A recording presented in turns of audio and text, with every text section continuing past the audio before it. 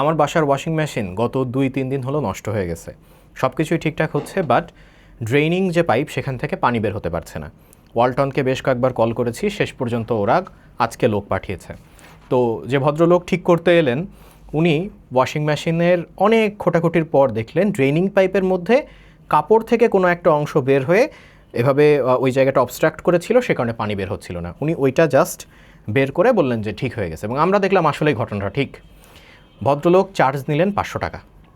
চলে যাওয়ার পর আমার ওয়াইফ আমাকে বলতেছে যে জাস্ট একটা জিনিস বের করলো তার জন্য 500 টাকা।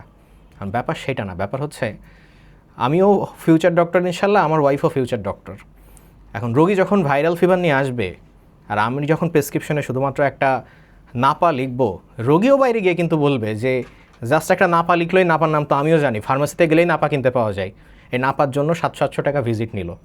তো আসলে ব্যাপারটা এরকম, দুনিয়াটা গোল। আমরা সবাই অ্যাকচুয়ালি একজন আরেকজনের প্রফেশন দেখে ভাবি যে এইটুকুর জন্য এত টাকা, কিন্তু নিজেদের দিকে তাকাইলে বোঝা যায় যে আসলে ব্যাপারটা স্কিলের উপর।